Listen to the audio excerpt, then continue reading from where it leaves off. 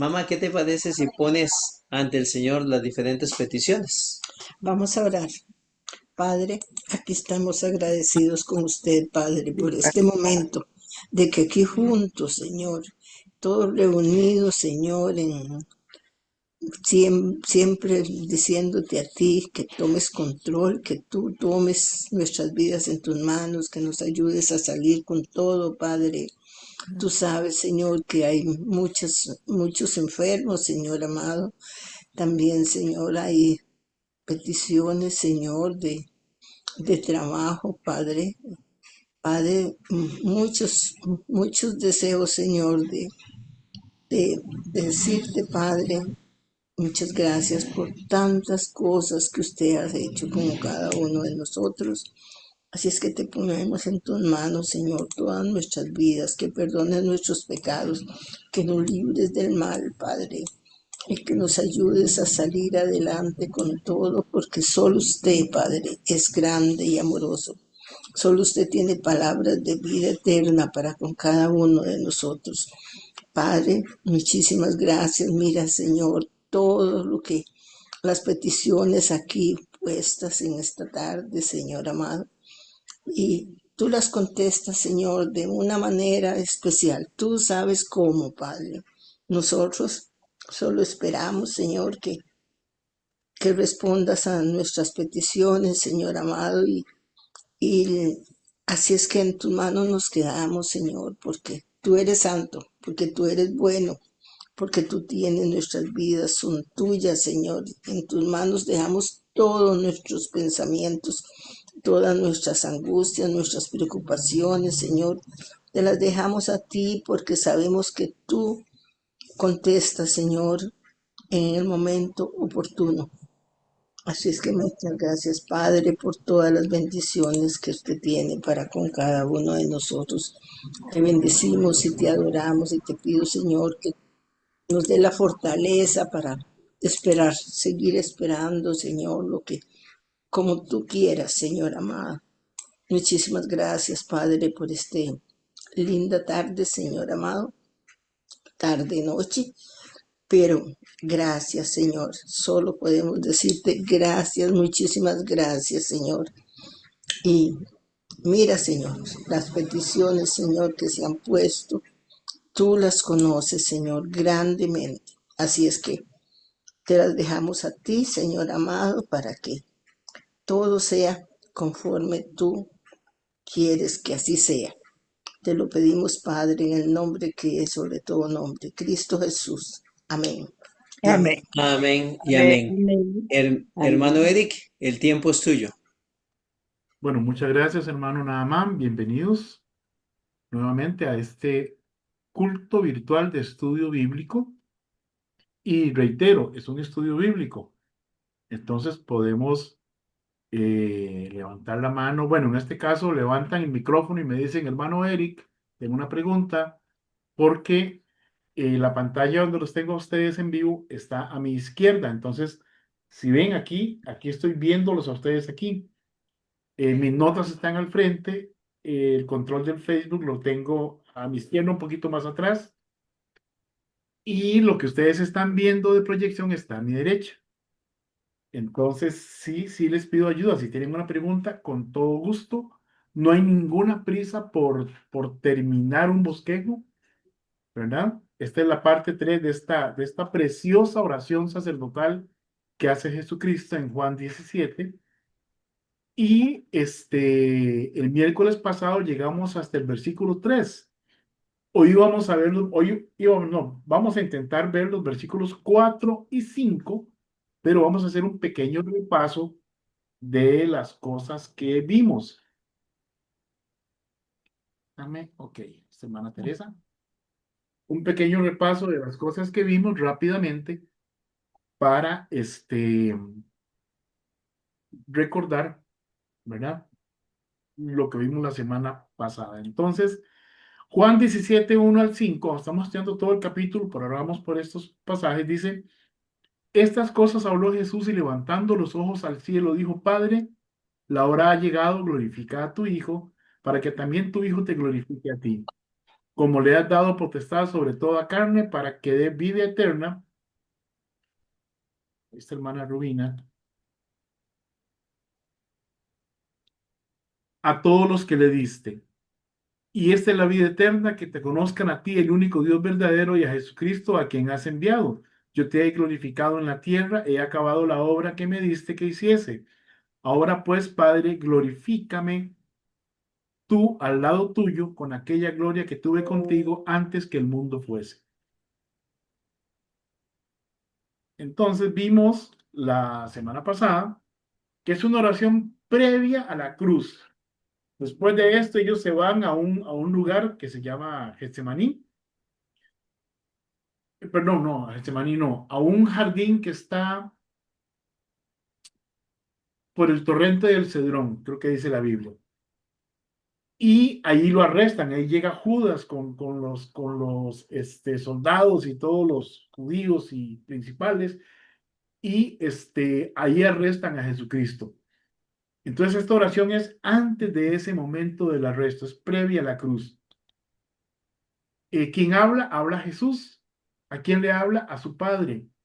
¿Qué le está diciendo? Le está diciendo que ya terminó de hacer lo que le enviaron a hacer, ¿verdad? Y se lo está diciendo porque él sabe que va a morir en la cruz y que sus discípulos van a quedar aquí en la tierra, que van a ser perseguidos y necesita que estén unidos y que sean fortalecidos. ¿Por qué los jerarcas religiosos y políticos decidieron hacer lo posible para matar a Jesús? Bueno, porque así estaba escrito. Era necesario que Cristo muriera. Y Caifás, siendo sumo sacerdote, sin saberlo él probablemente, fue usado por el Espíritu Santo y dijo, es necesario que uno muera por el pueblo. Y en realidad a eso vino Jesucristo, como vamos a ver esta noche. Entonces él dijo, la hora ha llegado, glorifica a tu Hijo, para que tu Hijo te glorifique a ti. Entonces Cristo es el Hijo eterno, consciente de una misión divina, cuyo punto más alto es el sacrificio en la cruz y que glorifica recíprocamente a su Padre. Dice que Dios le dio potestad sobre toda carne. Jesucristo está por encima de todo. Y eso significa que Él es Dios también. No es un ser creado, es Dios encarnado en un ser humano y que decidió abstenerse de usar su divinidad para realizar su ministerio en la tierra. Sin embargo, resucitó personas, sanó enfermos e hizo milagros, y esa parte vino de su poder como Dios. Él es el autor y consumador de la fe y Él es la vida eterna. Y Tito 2:13 nos afirma que Jesucristo es Dios. También Jesucristo explica cuál es la vida eterna y dice, esta es la vida eterna, que te conozcan a ti, en Juan 17:3, el único Dios verdadero, y a Jesucristo a quien has enviado. Esto habla de una relación viva, intencional con Dios, que comienza en el presente.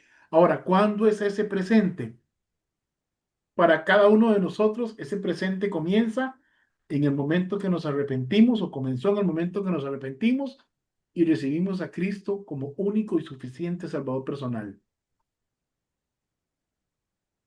Cristo no es un profeta más, como algunos quieren enseñar también, los unitaristas o los arrianos, creo que son. Sino que Él es el Hijo de Dios y es igual a Dios, como lo vimos en Filipenses 2:5 al 8, un pasaje que ahora vamos a volver a retomar. Y llegamos al versículo 4 que dice, te he glorificado en la tierra, he acabado la obra que me diste que hiciese. Vea qué interesante es esa frase. Te he glorificado en la tierra. ¿Quién está hablando? Está hablando Jesús. Él está en un cuerpo mortal. De hecho, está listo para ir a ser sacrificado. Él desarrolló un ministerio terrenal de aproximadamente 3 años y durante ese ministerio, él como hombre dependió completamente de su padre para todas las cosas. Y lo que iba a enfrentar en la cruz, lo enfrentaría no como Dios, sino como hombre, aunque en él habitaba toda la plenitud de la deidad. Es algo difícil de explicar, ¿verdad? Que era 100% hombre y 100% Dios, 100% humano, 100% divino. Pero en la cruz no murió Dios, porque Dios no puede morir, es eterno. Imagínense, se murió Dios, se acabó todo. Jesucristo es el autor y consumador de la fe, de la vida. Por medio de él fueron creadas todas las cosas, visibles o invisibles. Y sin él, nada de lo que ha sido creado, nada de lo que ha sido hecho, hubiese sido hecho. Entonces, el que murió en la cruz fue un hombre llamado Jesús. Y cuando su espíritu divino sale de él, ese cuerpo queda sin vida. Pero ese hombre experimentó la muerte. Yo podría preguntar, quizás sarcásticamente, ¿hay aquí alguno que se quiera morir? ¿Quién me levanta la mano diciendo, hermano, yo me quiero morir? ¿Verdad que no? Yo no me quiero morir. Tengo 63 años y si puedo cumplir otros 63, gloria a Dios. No importa que Dios me dé la vida que Él ha decidido darme, hasta donde Él ha decidido dármela. Y estoy hablando de esta vida física, porque sé que tengo vida eterna en Cristo Jesús. Pero este hombre, Jesús, dijo, te he glorificado en la tierra.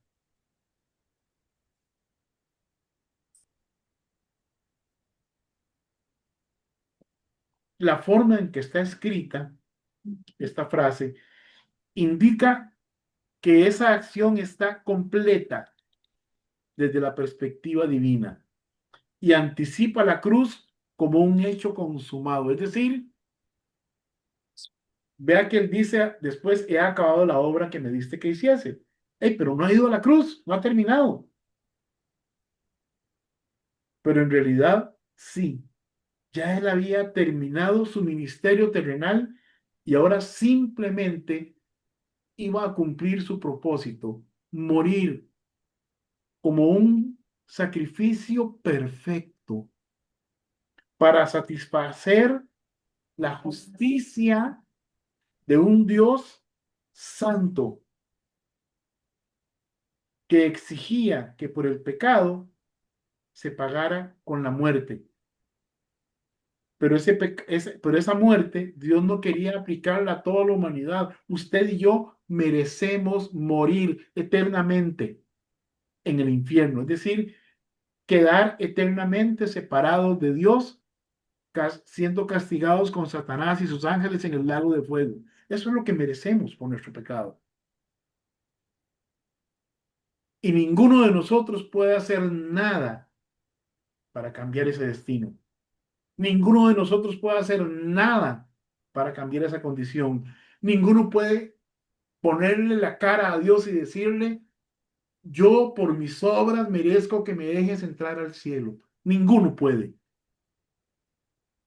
Pero Jesucristo se presentó como un cordero perfecto, sin mancha.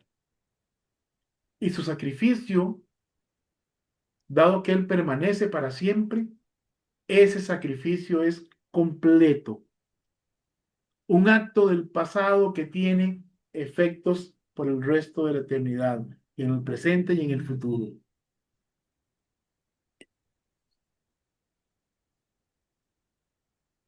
te he glorificado en la tierra.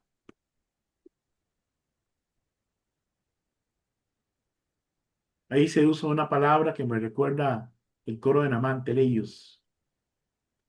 Teleiosas, completar, llevar a su fin perfecto.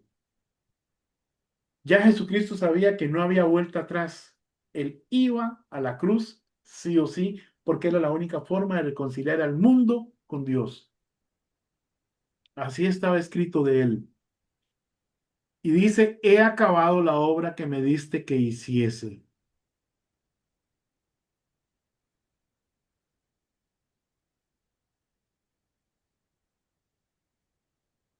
Esa palabra, teleiosas, significa habiendo completado, habiendo finalizado. Indica que la acción de terminar ocurrió antes que la acción principal de la frase. Son cosas de la gramática, ¿verdad? ¿Para dónde iba Jesús? ¿Cuál era su destino final? La cruz, como hombre, ¿verdad? La cruz, para que quedara completa la obra redentora que él hizo. Pero él dice aquí, en esta oración, he acabado la obra que me diste que hiciese. Esto no es nuevo, esto no es extraño en el Nuevo Testamento. En Lucas 2:43 se usa la misma palabra para denotar la finalización de una tarea, misión o tiempo. Juan 19:30 dice, por ejemplo, cuando Jesús hubo tomado el vinagre, dijo, consumado es, y habiendo inclinado la cabeza, entregó el espíritu. Usó la misma palabra que en la oración sacerdotal. Te he glorificado en la tierra, he acabado la obra que me diste que hiciese.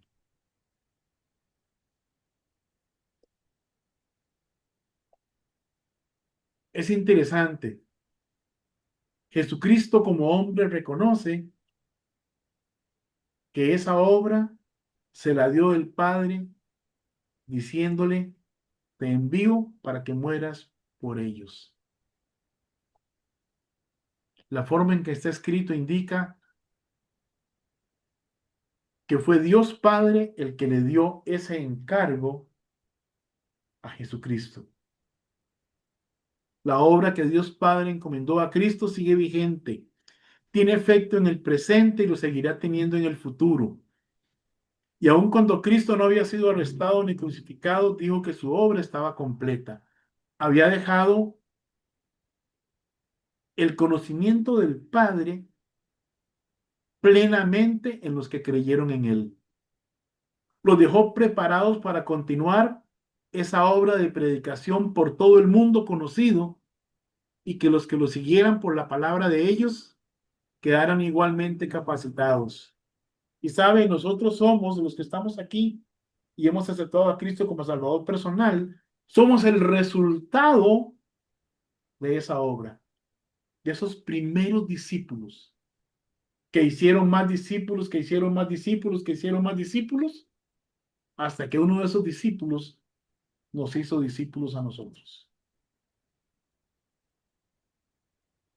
¿Y ahora qué nos toca a nosotros? Seguir haciendo discípulos. ¿Qué dijo Jesucristo? Ir y hacer discípulos a todas las naciones, enseñándoles que guarden todas las cosas que os he mandado. ¿Bien? Estamos saludando ahí. ¿Ese es tu hijo, David? Bueno, pues es un gusto conocerte. Qué bueno que estés ahí. Que Dios te bendiga. Dios los bendiga, hermanos, mucho gusto. Amén. La misma voz del Padre. Sí, igualitos también. Bueno, gracias a Dios. ¿Cómo te llamas? David Méndez, igual. Entonces, David y David. Que Dios me lo bendiga.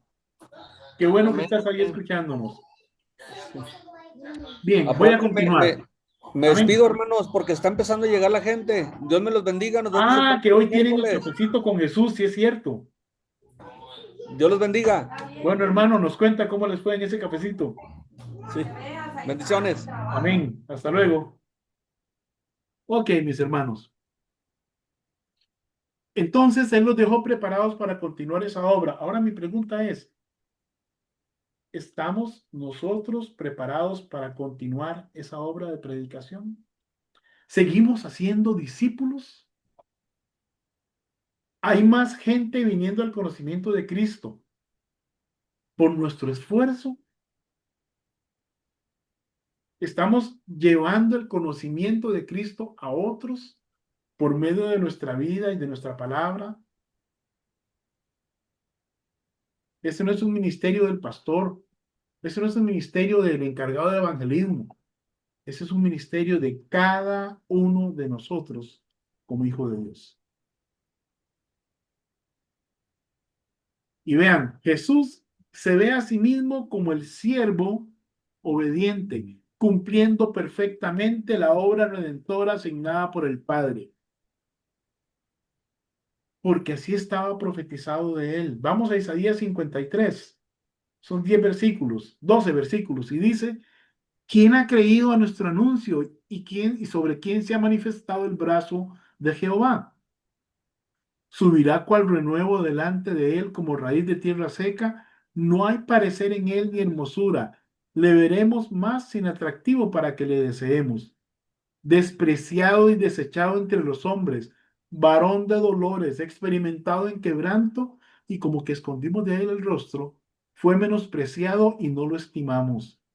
Ciertamente llevó él nuestras enfermedades y sufrió nuestros dolores, y nosotros le tuvimos por azotado, por herido de Dios y abatido. Y ojo, ese pasaje no es que nunca nos vamos a enfermar. Está hablando del pecado que pesaba, en este caso sobre la nación de Israel, pero se aplica a todos nosotros, porque la muerte de Cristo es válida para redimir toda la creación y no solamente al género humano. Todos nosotros nos descarriamos como ovejas. Perdón, mas él herido fue por nuestras rebeliones, verso 5, molido por nuestros pecados. El castigo de nuestra paz fue sobre él y por su llaga fuimos nosotros curados. Todos nosotros nos descarriamos como ovejas. Cada cual se apartó por su camino, mas Jehová cargó en él el pecado de todos nosotros. Angustiado él y afligido no abrió su boca. Como cordero fue llevado al matadero y como oveja delante de sus trasquiladores, enmudeció y no abrió su boca. Por cárcel y por juicio fue quitado y su generación, ¿quién la contará? ¿Sabe cuántos miles de millones han conocido a Jesús desde que él partió de este mundo?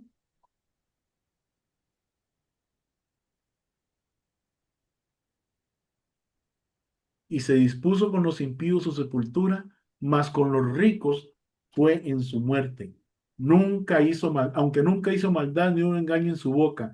Con todo eso Jehová quiso quebrantarlo, sujetándole al padecimiento. Cuando haya puesto su vida en expiación por el pecado, está hablando de la cruz, verá linaje, vivirá por largos días y la voluntad de Jehová será en su mano prosperada, porque Jesús no quedó en la tumba. Él resucitó. Recuerden que él dijo en el libro de Juan: a mí nadie me quita la vida, sino que yo la pongo. Tengo poder para ponerla y tengo poder para volverla a tomar. Por eso me ama el Padre, dijo el Señor. Entonces dice: verá el fruto de la aflicción de su alma y quedará satisfecho por su conocimiento. Justificará a mi siervo justo a muchos y llevará las iniquidades de ellos. Todo nuestro pecado fue cargado sobre Jesús, el suyo y el mío. Por tanto, dice el Señor, verso 12, yo le daré parte con los grandes y con los fuertes repartirá despojos, por cuanto derramó su vida hasta la muerte y fue contado con los pecadores, habiendo él llevado el pecado de muchos y orado por los transgresores. Filipenses 2, 5 al 11. Haya pues en vosotros este sentir que hubo en Cristo Jesús, el cual siendo en forma de Dios, no estimó el ser igual a Dios como cosa a que aferrarse, sino que se despojó a sí mismo, se vació, tomando forma de siervo, hecho semejante a los hombres, y estando en la condición de hombre, se humilló a sí mismo, haciéndose obediente hasta la muerte y muerte de cruz, por lo cual Dios también le exaltó hasta lo sumo y le dio un nombre que es sobre todo nombre, para que en el nombre de Jesús se doble toda rodilla de los que están en los cielos y en la tierra y debajo de la tierra, y toda lengua confiese que Jesucristo es el Señor, para gloria de Dios Padre. Habíamos explicado la semana pasada que aquí no hay una inferioridad ontológica entre Cristo y Dios Padre, sino que es una diferencia funcional, es decir, en cuanto al ser, ellos son uno.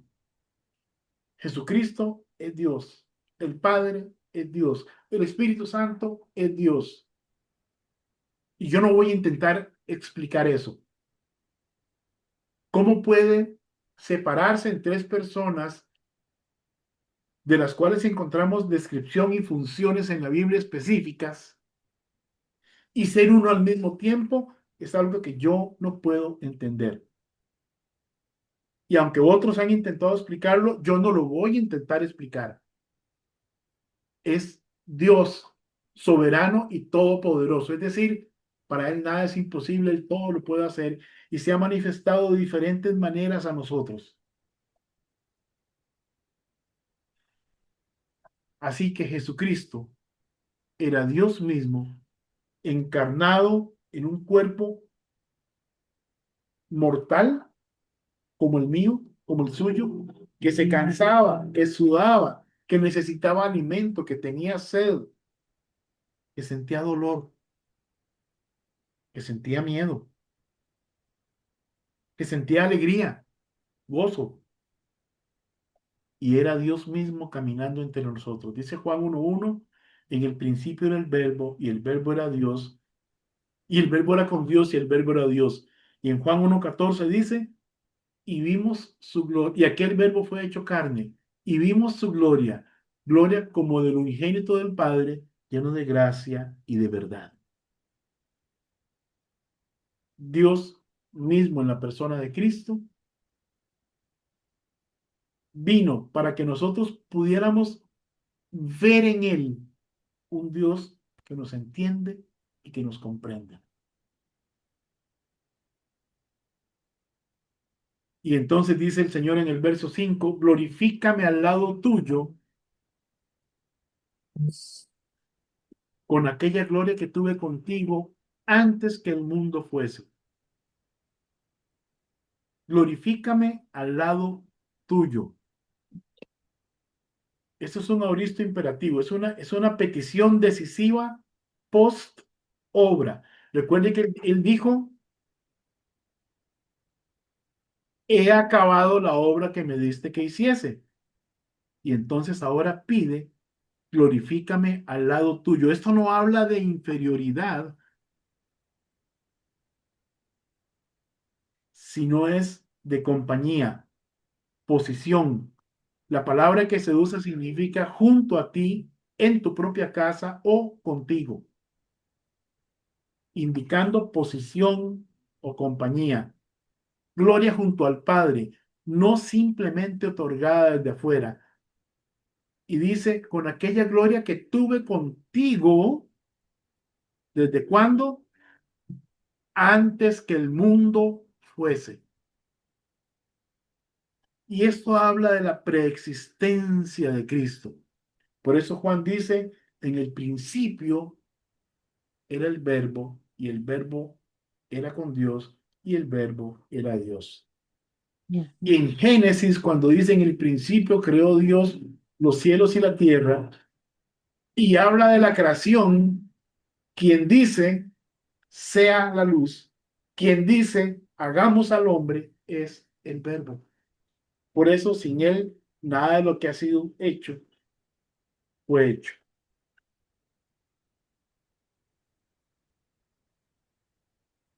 Este versículo es contundente contra cualquier doctrina que quiera presentar a Cristo como un ser creado y no como creador. Contra cualquiera que quiera enseñar que Jesucristo es un diosito más pequeño que Dios. Así es un Dios.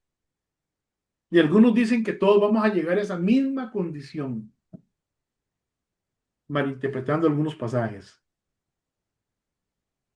Por ejemplo, los testigos de Jehová enseñan eso.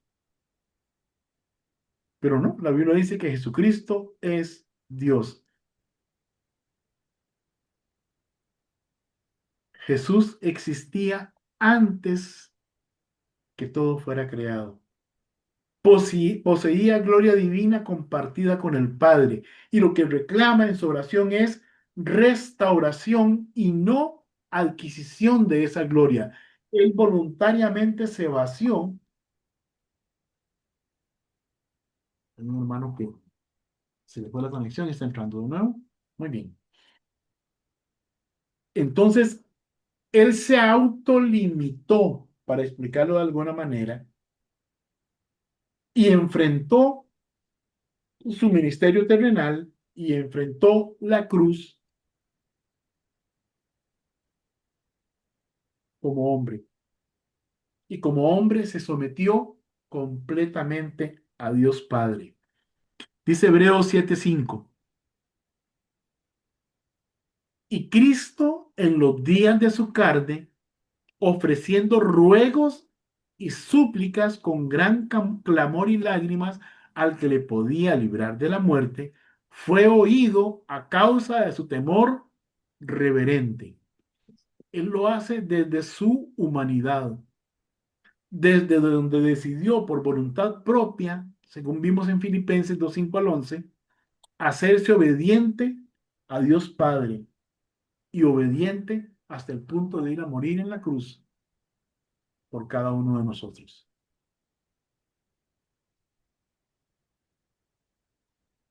Juan 17, 1 al 5 nos presenta entonces a un Cristo como Hijo eterno preexistente, igual en gloria con el Padre. Él dijo, yo y el Padre, uno somos. Y por eso los judíos querían matarle, porque se hacía igual a Dios. Ellos entendían exactamente eso. Cuando Jesucristo perdonaba pecados, ellos decían, pero ¿quién puede perdonar pecados sino solo Dios? Porque Jesucristo estaba diciendo, yo no soy inferior a Dios, yo soy Dios. Él es el mediador exclusivo de la vida eterna.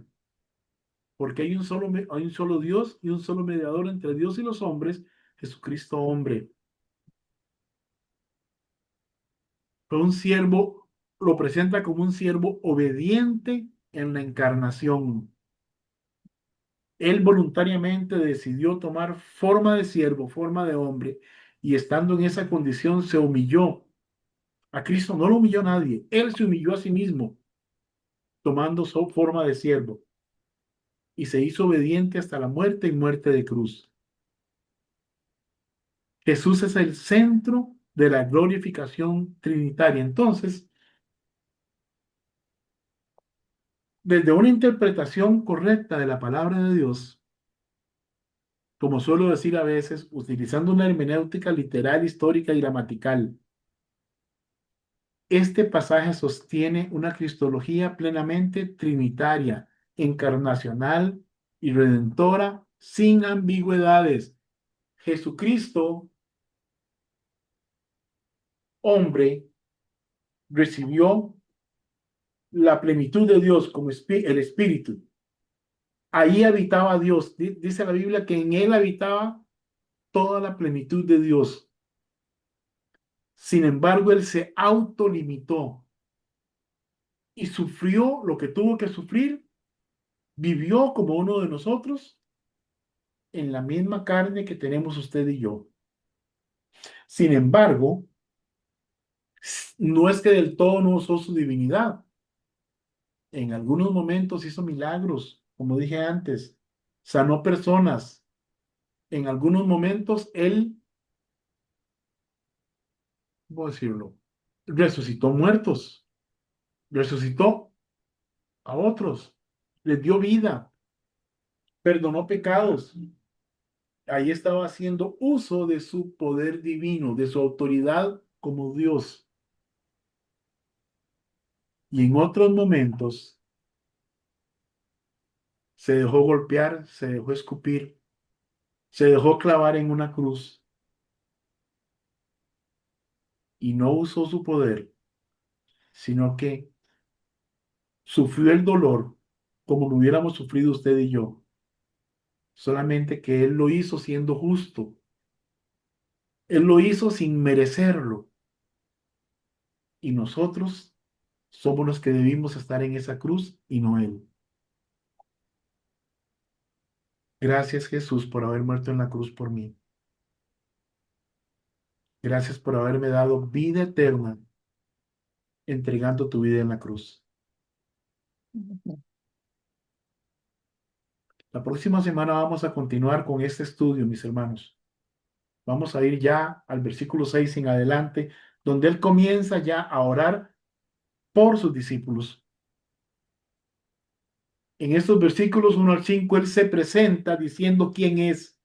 Él está diciendo, soy el Hijo Eterno. Yo existo desde antes de la fundación del mundo. Yo tengo la misma gloria. Voy a la misma gloria que mi Padre Celestial, porque yo también soy Dios, uno con Él. Pero ahora voy a la cruz para salvarlos a ustedes. Y empieza a orar por nosotros. Los espero la próxima semana a la misma hora. Voy a terminar aquí am, voy a terminar aquí la grabación. Permítanme. Bien, ya no estamos transmitiendo por Facebook.